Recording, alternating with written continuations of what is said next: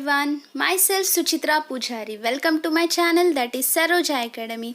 आज हम कंटिन्यू करने वाले हैं मैनेजमेंट फंक्शंस के आगे के फंक्शंस जो है डायरेक्टिंग एंड कोऑर्डिनेटिंग। इसमें हम डायरेक्टिंग एंड कोऑर्डिनेटिंग के बारे में समझेंगे और आपको मैंने डिस्क्रिप्शन बॉक्स में टेलीग्राम का लिंक भी दिया है जहाँ पे आप लोगों को कुछ ना कुछ इन्फॉर्मेशन मैं देती रहूँगी, ठीक है।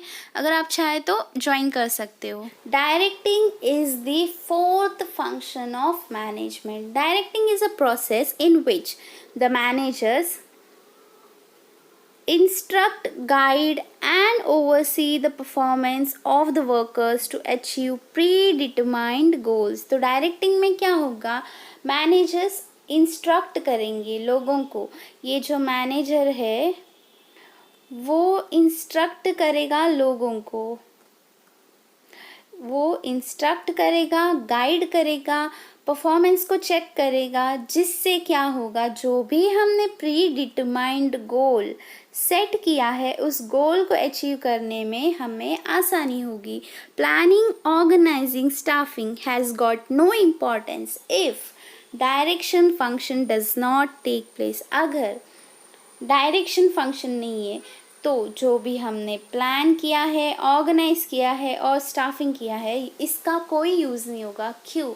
अगर मैंने स्टाफिंग तो कर लिया, ठीक है, राइट पर्सन राइट प्लेस में रख लिया, लेकिन उनको गाइडेंस नहीं दिया, उन्हें डायरेक्ट नहीं किया कि कैसे काम को कंप्लीट करना है, किस प्रोसीजर को हमें यूज़ करना है। अगर मैनेजर ने परफॉर्मेंस को इवैल्यूएट नहीं किया, उसने देखा नहीं परफॉर्मेंस, तो क्या होगा, अगर कोई भी मिस्टेक्स होते रहेंगे तो वो कंटिन्यू होंगे। तो directing function is important function. और इसी के साथ अगर हमने planning, organising, staffing and directing ये चारों फंक्शंस को स्मूथली कंडक्ट किया तो जो भी हमारा ऑर्गेनाइजेशनल गोल है वो अचीव होने में ईजी होगा। सिंपल।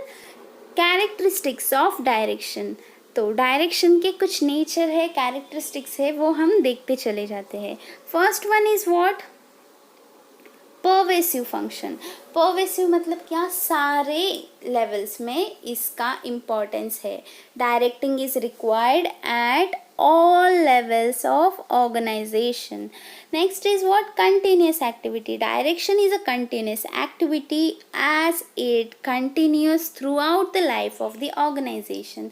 तो डायरेक्शन तो हमें हर दिन हर वक्त देना पड़ता है, अपने एम्प्लॉयज़ को गाइड करना पड़ता है, उन्हें डायरेक्ट करना पड़ता है, इवैल्यूएट करना पड़ता है उनके परफॉर्मेंसेस को। तो ये एक कंटिन्यूस एक्टिविटी है throughout the life of the organization. Next is what? Human factor. Since human factor is complex and behavior is unpredictable, direction function becomes important. Human factor, हर एक बंदा, हर एक employee, every individual is different from other.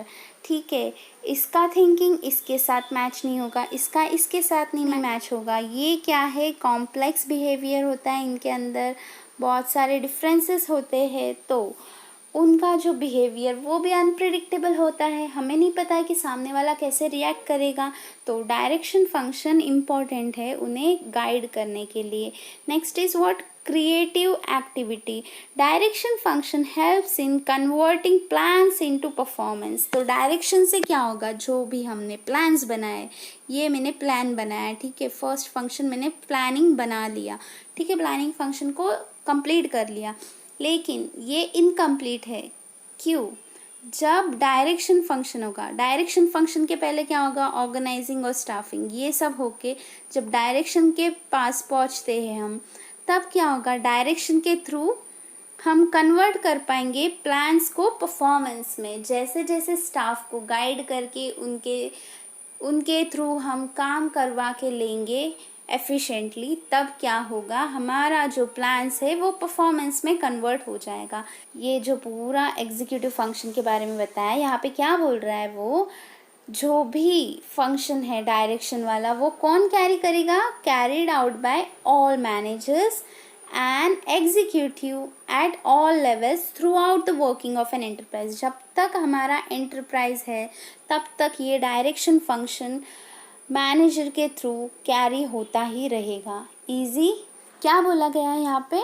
To sum up, the plans में be the best feasible ones, the activities may be systematically organized, the staff may be highly efficient, but the organization will not succeed if there is no proper direction. तो क्या बोल रहा है? अगर plans भी feasible है, activities भी हमने सिस्टमेटिकली ऑर्गेनाइज किया है, स्टाफ भी हमारा हाईली एफिशिएंट है, लेकिन जो ऑर्गेनाइजेशन है वो सक्सीड नहीं करेगा जब तक उसके पास प्रॉपर डायरेक्शन ना हो. Mere planning, organising and staffing are not sufficient to set the task in motion. तो जो टास्क है उसे मोशन में रखने के लिए, मतलब कंटिन्यूसली चलना है टास्क को, तो प्लानिंग, ऑर्गेनाइजिंग, स्टाफिंग के साथ direction is must. Directing involves not only instructing people what to do, ठीक है, डायरेक्टिंग सिर्फ इंस्ट्रक्ट नहीं करता है, but also ensuring that they know what is expected from them. तो सिर्फ और सिर्फ यहाँ पे हम इंस्ट्रक्ट नहीं करेंगे, सिर्फ और सिर्फ इंस्ट्रक्ट नहीं करेंगे, हम क्या करेंगे, उनसे क्या एक्सपेक्ट कर रहे हैं हम, ये उन्हें पता रहना चाहिए. ठीक है. Next is what? कोऑर्डिनेशन. ये है fifth function of management. Coordination क्या है? कोऑर्डिनेशन मतलब हैंड इन हैंड, एक साथ चलना. तो coordination tries to achieve harmony between individual efforts. तो हार्मनी होना चाहिए towards achievement of group goals and is a key to success of management. तो harmony is the key to success of management. Management seeks to achieve coordination through its basic functions of planning, organising, staffing, directing and controlling. तो ये जो 5 functions है, planning, organising, staffing, directing and controlling, इनमें harmony लाना ही coordination है. Coordination हम कैसे achieve करेंगे? Through planning, organising, staffing, directing and controlling. Coordination is lifeline of management. Coordination is a lifeline. It is required in each and every function and at each and every stage, and therefore it cannot be separated. तो coordination तो हमें सारे functions में भी required है, हर stage में भी इसकी रिक्वायरमेंट है, तो इसके बिना हम कुछ नहीं कर सकते. Therefore it can not be separated. Easy एक एग्जांपल देती हूँ. बचपन में क्या होता था, एनुअल फंक्शन में हम डांस परफॉर्मेंस करते थे स्टेज पे. ठीक है. जब हम प्रैक्टिस भी करते थे, डांस प्रैक्टिस, तब हमें टीचर क्या बोलते थे? हमें टीचर कहते थे कि सब बच्चों ने कोऑर्डिनेशन देखना है, एक दूसरे के साथ सिंक में. अगर मैं बल्ले बल्ले कर रही हूँ, ये शावा शावा कर रहा है, मतलब एक स्टेप ऐसे कर रहा है, दूसरा स्टेप ये कर रहा है, ये नहीं चलेगा. सब ने एक साथ बल्ले बल्ले ही करना है. ठीक है.